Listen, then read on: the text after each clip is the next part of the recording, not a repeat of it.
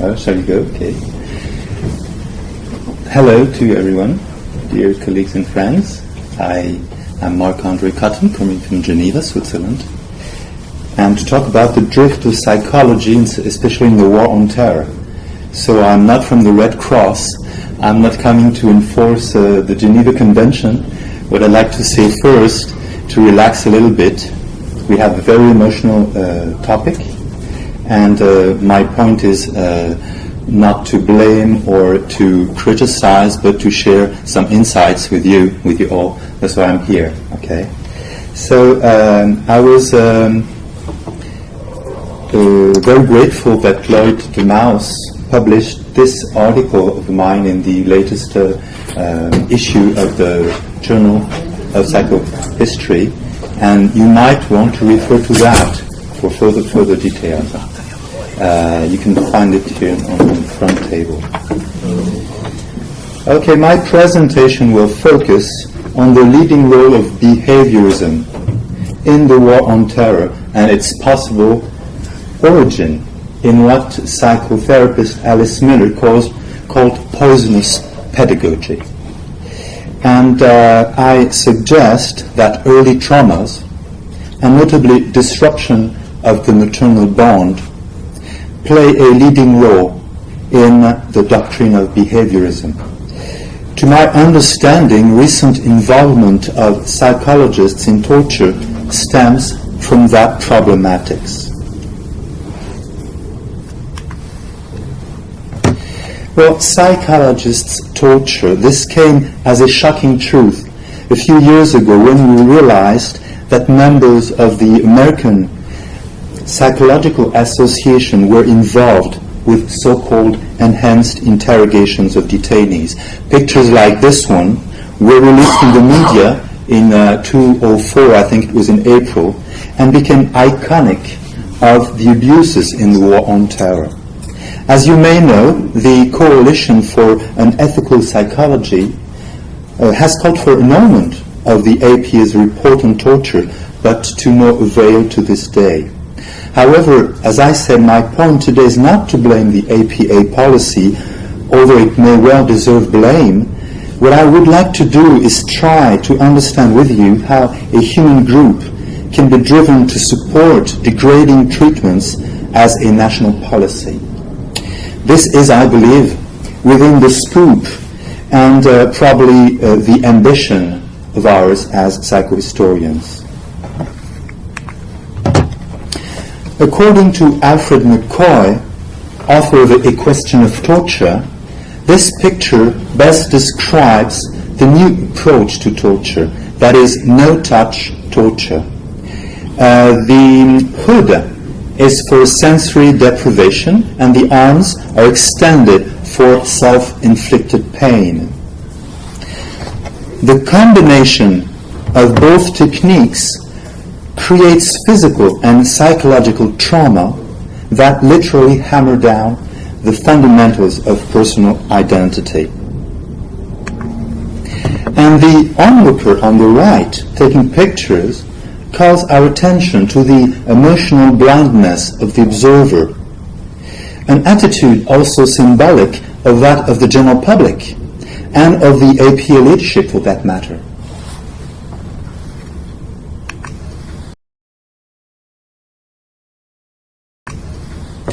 To address this emotional blindness, let's recall that the majority of APA's task force on psychological ethics and national security, which produced the controversial report, belonged to the armed forces and had been involved in coercive interrogations. They were, if you like, both judge and defendant.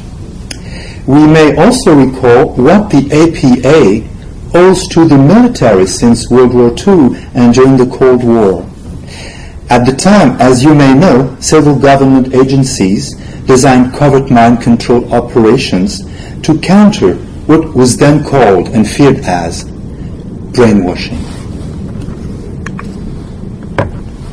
Author Alfred McCoy called this effort a veritable Manhattan Project of the mind. The second image pictures, for instance, an experiment conducted by Canadian psychologist Donald Ghraib on the effect of sensory deprivation. Dr. Ghraib's cubicle was designed to suppress almost all sensorial stimulus, and after 4 hours of reclusion, subjects could not follow a connected train of thoughts, according to a study. After 48 hours of isolation, most subjects experienced hallucinations similar to powerful drugs. Dr. Ghraib himself, in a Harvard University symposium, acknowledged that this experiment was motivated by mind control procedures and was strictly confidential. At the time, more than 200 articles related to sensory deprivation and isolation were issued in major scientific publications. And Dr. Ghraib became president of the APA in 1960. In 1963, the CIA condensed all these findings in a booklet called on coercive interrogation techniques, called the infamous Kubark Manual, which explicitly mentions Dr. Ghraib's experiment, among others. So my question is, why so many scholars felt such a fascination for a field of research that implied to inflict psychological wounds? We know the climate of terror that prevailed during the Cold War, and to some extent this collective dynamics is evocative of the post-September 11 era. But my point today is to go deeper with you in our understanding, and I suggest that through these painful experiments, they were restaging early traumas that were and often still are routinely inflicted upon children from birth on. Even today, this might be the deepest meaning of our support to torture and degrading treatments. So how could that be?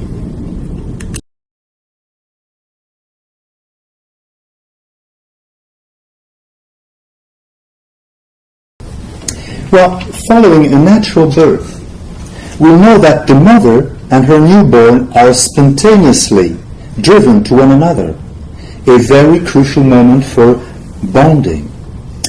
Author and psychotherapist Arthur Janoff, for instance, has written on love and nursing, the transmission of love through the breast.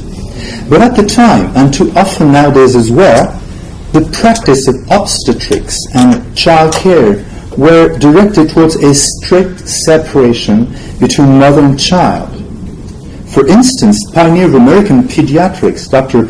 Luther Emmett Holt, published this leaflet intended for young mothers in 1915 and ironically called Save the Babies. He wrote that the newborn be placed in a quiet, darkened room and should not be put to the breast for 5 to 6 hours. For a newborn, this is sensory deprivation, to say the least. Later on, the baby should not remain at the breast more than 20 minutes, and nursing should be regular by the clock. Now, this is deprivation of essential needs. On top of that, any expression of suffering was to be reprimanded in order to break the child's will as soon as possible. In another book, influential well into the 1940s, Dr. Holt writes, quote, "Sucking the baby's hand may often be controlled by wearing mittens or fastening the hands to the sides during sleep," end of quote. And remember that in Dr. Ghraib's cubicle, you noticed that subjects were wearing mittens as well in the experiment. Sucking was considered a bad habit to be fought, as well as nail biting, dirt eating, bed wetting, and touching of genitals. As I said, these instructions were influential well into the 40s. As an aftermath of increased medical intervention in birthing, separation of mother and child was generalized in America. For instance, in the early 40s, 55% of all American mothers gave birth in the hospital, and they were 95% in 1955. Babies were deprived of fondling and placed in anonymous nurseries behind windows with no familiar sounds and sensations. For the newborn, the anxiety caused by disruption of the maternal bond is a veritable experience of torture, and he represses instantly to survive, as we all know.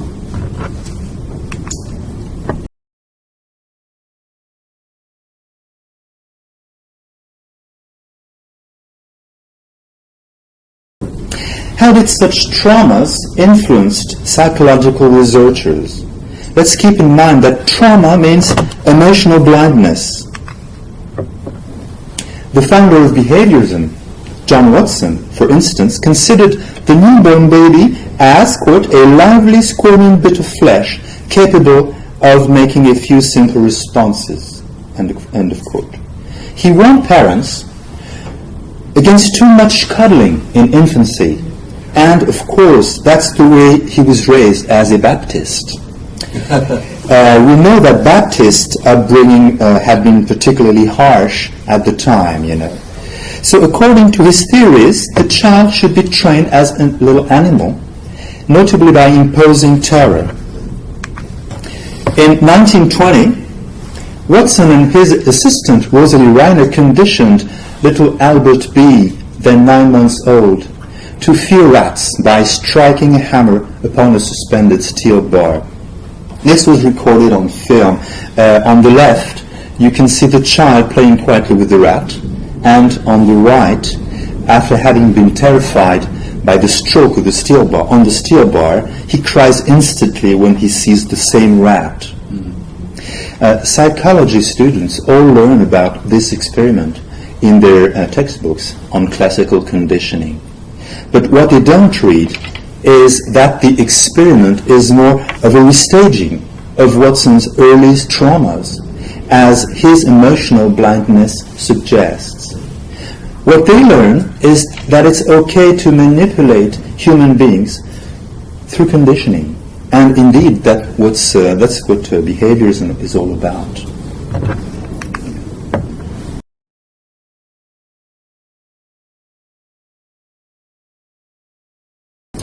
Well, on to Skinner, who went one step further with his famous Skinner box and his concept of operant conditioning.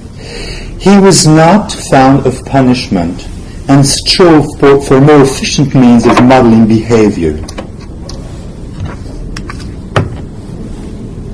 We know from his writing, he wanted to become a writer, that he was conditioned to fear hell as a young child and probably never recovered from what he called as spiritual torture.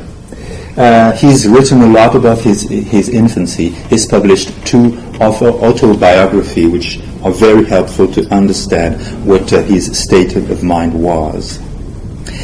His father, for instance, took him to the county jail to see prisoners in their cages and, of course, to frighten him and his younger brother. And as a result, Skinner was terrified to deceive his parents and learned to control his emotions to comply. In his novel, Walden 2, he dreamed to implement behaviorism to all aspects of daily life, beginning with children who were to be raised from birth on by behavioral experts. In essence, though, there's very little difference between punishment and Skinner's positive reinforcement. As always, the devil is in the detail.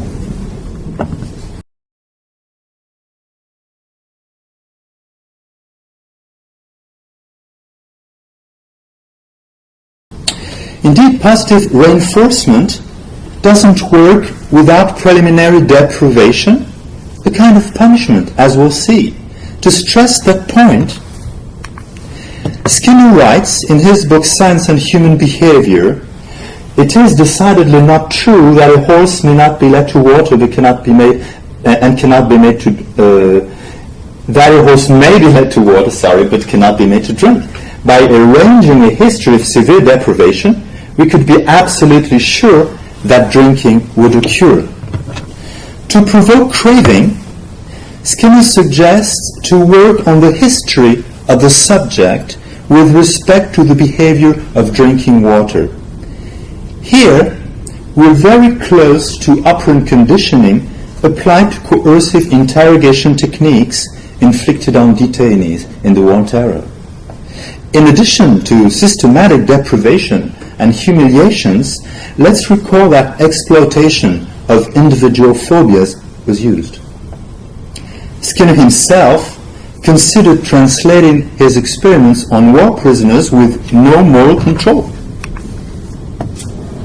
We may conclude that frustration of essential needs is a prerequisite to operant conditioning, and that deprivation is punishment.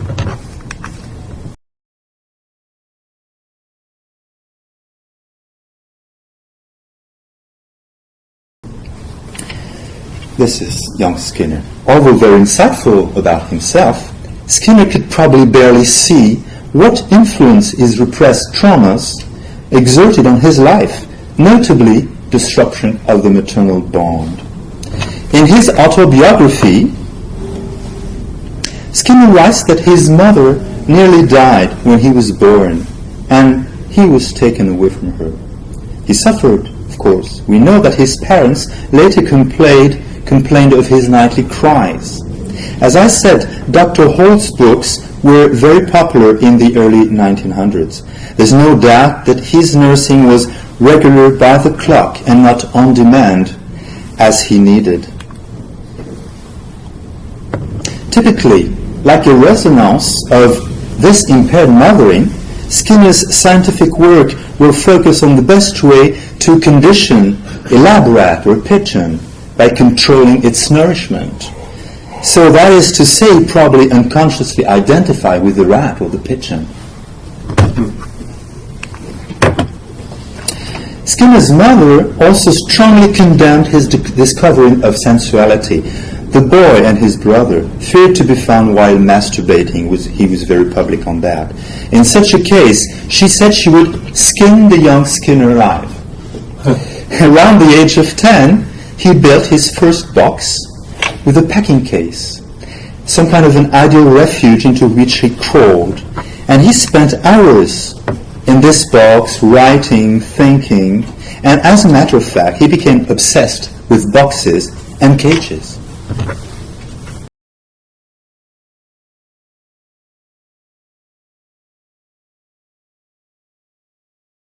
In 1945, Skinner caused concern by publishing the account of a strange mise en scène, and this illustrates how past traumas resurface in the adult life through the unconscious play of restaging.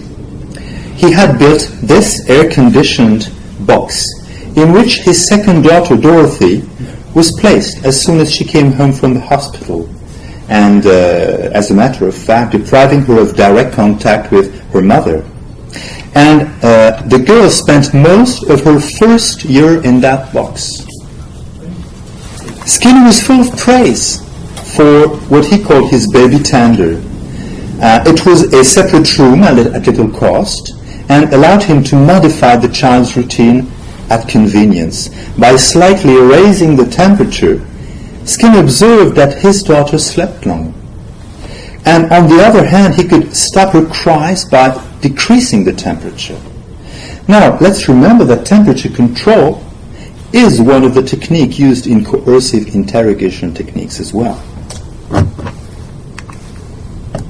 Evangelic psychologist James Dobson was also fond of Skinner's positive reinforcement he called the miracle tool. Note how popular this book was in 1973, more than 300,000 copies in print. As a Christian, Dobson had learned to fear the rod. He didn't see any wrong with total control of children. Considering such violence in education, it is not surprising that a mass of repressed anger would seek for expression after 9/11 and break loose on a national level. To my opinion, this is the profound meaning of the whole torture scandal. To connect to the whole thing to pictures like this one, very disturbing indeed, we have to discuss the concept of learned helplessness. As you may know, learned helplessness was coined by Dr. Martin Seligman and his colleagues in the 1990s. Using Skinner's theories, they inflicted random electrical shocks to laboratory dogs and realized that the dogs no longer tried to avoid shocks, as Skinner predicted. They just laid helpless in their cage. They became fearful and unreactive. For Seligman and his colleagues, the dogs had learned helplessness. So they theorized that a person losing control over her life could learn optimism by experiencing positive accomplishment and cure himself from learned helplessness. He designed various programs to build lifelong resilience, and he was widely acclaimed for that. Elected president of the APA in 1996, as you may know. But in investigative journalist Jane Meyer in 2005, if I recall correctly, discovered that the CIA had used Seligman's studies to refine methods of breaking a detainee's will in the war on terror. That was a shock. That was a commotion among professionals. Seligman aimed at helping American soldiers resist torture, but two military psychologists, Dr. Jessen and Mitchell, later described by the New York Times as the architects of the program, updated the process using learned helplessness in secret prisons around the world. Detainees were stripped of their clothes and thrown in little confinement boxes, just like dogs. "Science is science," said one of them. "This is a behavioral issue."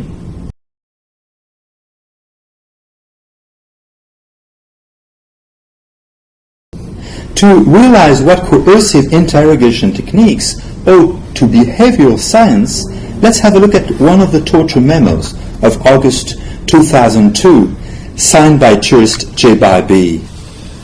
Coercive techniques consisted of different physical threats, a variety of stress position, confinement in a box, small or big, with or without insects, and sleep deprivation, up to 11 days in a row. The goal was to convince the detainee that the only way he could influence his surrounding was through cooperation.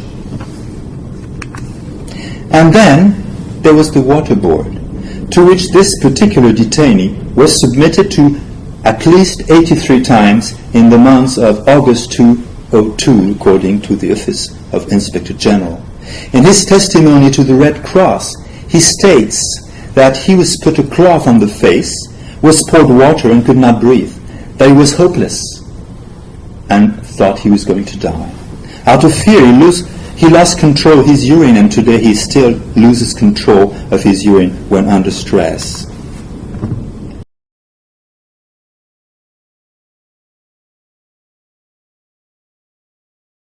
A Senate report corroborates the leading role played by Dr. Jessen and Mitchell in the interrogation program. Both have taught at the U.S. Air Force Survival School based at Spokane, Washington. As journalist Jane Meyer suggests, this is the place from which the virus spread. This is where the terror was inoculated. The SEER training stands for survival, evasion, resistance, and escape, and was created during the Cold War. It is supposed to reinforce a soldier's resilience in case of capture by an enemy. Young men are submitted to increased levels of stress and humiliated. Marines and future pilots are also trained to resist interrogation, and some of them go through waterboarding sessions. They're terrorized, maintained in solitary confinement, and deprived of sleep, by exposure to deafening sounds, or music. According to this former Marine's testimony, the training resembles a hazing ritual. I was hooded, beaten, starved, stripped naked, thrown into a 3-by-3-foot cage, violently interrogated. A fellow soldier was waterboarded in front of me. Now, this is torture, and it will permanently alter the brain of the soldier. It may well account for the emotional blindness some of these graduates will show when inflicting similar abuse on detainees. According to a 2006 survey, 44% of Marines believe torture should be allowed to save lives, and only 38% think non-combatants should be treated with respect. When under war zone stress, as we have seen during this Congress, their capacity to disconnect their emotions from the original sea training trauma opens way to reenactment of cruel mistreatment. Dr. Jessen and Mitchell, who were both Mormons, we'll see later on why this matters, had also messianic faith in behavioral science and in the virtue of SEER training. Soon after 9/11, they suggested that the SEER training be reverse engineered to help update CIA interrogation programs.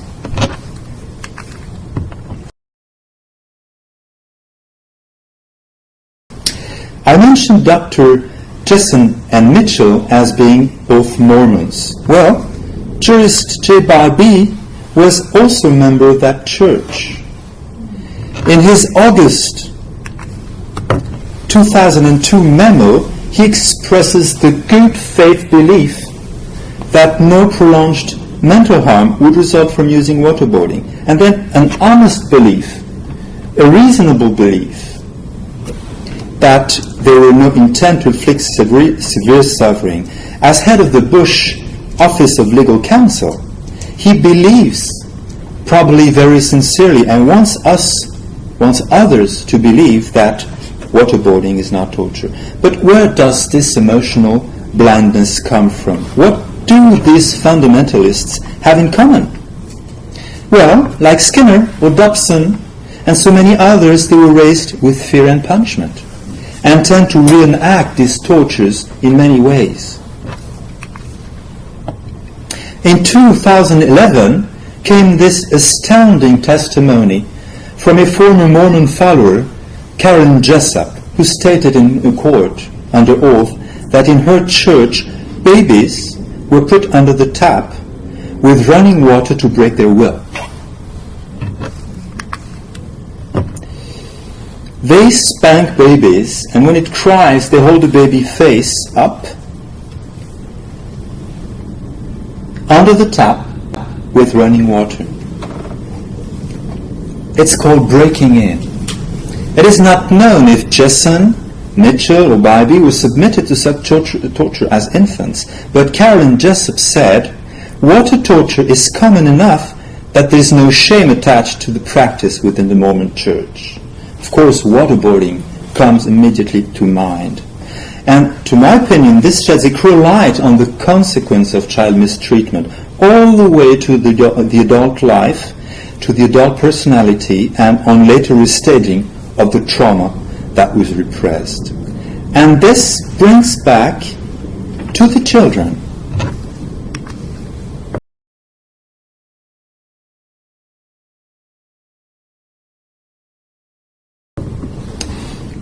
What is the message in all of this? We know that prevailing education still considers children as evil beings needing discipline. In a sense, behaviorism has replaced Protestantism and dictates new ways of punishment. But the consequence is pure madness on a collective level as well as on an individual level. And it is, to my opinion, urgent that we change our perspective on children. Children are conscious human beings. And when their emotional needs are not met, they do not grow well, whatever we think They strive to survive emotionally with direct side effects, as we have seen. Well, this is a magazine I work with, magazine on positive parenting. It is my conviction that positive parenting must be urgently promoted as a national security issue. Children are emotional human beings as well as conscious human beings, even if they have not access to language, first of all. And they need emotional security. We know as psychohistorians how this insecurity is transferred on the political level. They need emotional security to grow into mature adults. They need bonding with their mother and father and not being disciplined by terror. They need unconditional love and empathy, and this begins with a natural birth. Breastfeeding on demand, skin-to-skin contact, and a positive approach to parenting, of course. To my opinion, this must be promoted nationwide and worldwide. We must no longer compromise with violence in education, because children are human beings. And may this issue be the lesson taught by the whole torture scandal.